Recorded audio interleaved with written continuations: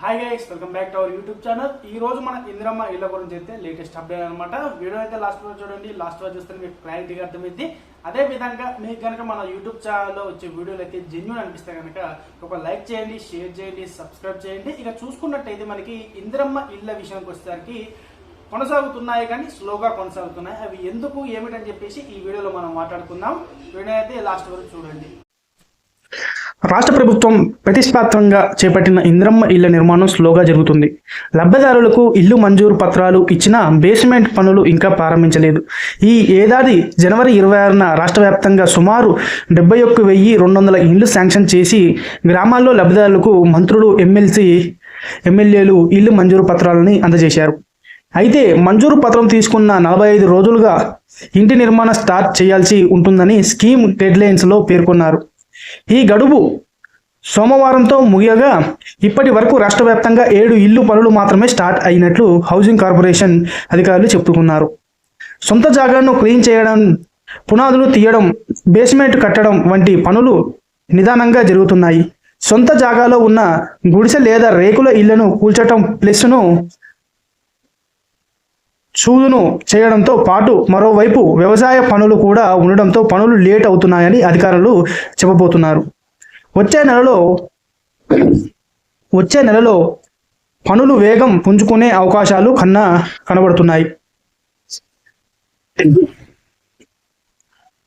ఇళ్ల మంజూరు పత్రాలు తీసుకున్న వాళ్ళ పనులు స్టార్ట్ చేసేలా వర్క్ ఇన్స్పెక్షన్ ఎన్డీఓ, ఏఈలు పంచాయతీ కార్యక్రమంలో అవగాహన కల్పించాలని హౌసింగ్ ఉన్నతాధికారులు కోరుతున్నారు.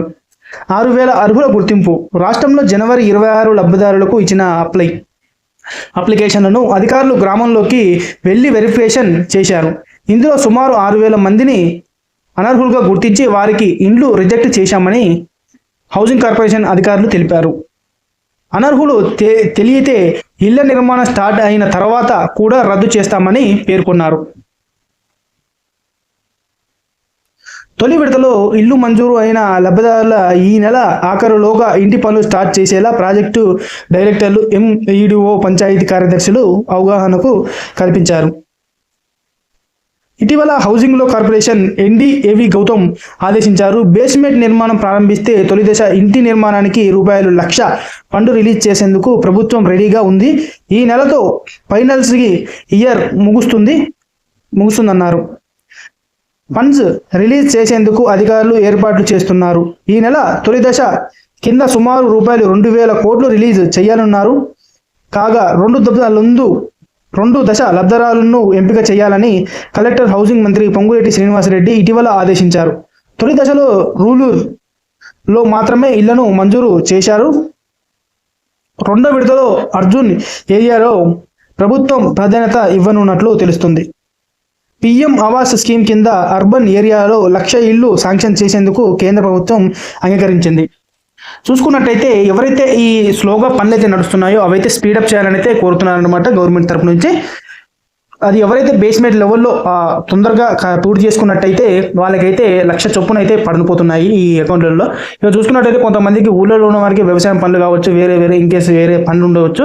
అందువల్ల అయితే కొంచెం వర్క్స్ స్టార్ట్ చేసుకోవడం కొంచెం ఇబ్బంది అయితే అనిపిస్తున్నారు. అందువల్ల ఏదైతే ఉందో ఈ ఇందిరమ్మ ఇళ్ళకి సంబంధించి ఆ వర్క్స్ అనేది తొందరగా అయితే స్టార్ట్ చేసుకోమని అయితే ఈ అధికారులు అయితే చెప్తున్నారు. ఇది ఫ్రెండ్స్ ఇవాటి వీడియోస్ సరికి ఇదే అనమాట. ఈ వీడియోస్ సరికి ఈ అప్డేట్ కనుక మీకు నచ్చినట్టయితే ఒక లైక్ చేయండి, షేర్ చేయండి, సబ్స్క్రైబ్ చేయండి. ఇలాంటి మంచి వీడియోస్ అయితే మన యూట్యూబ్ ఛానల్ అయితే లభిస్తాయి అనమాట.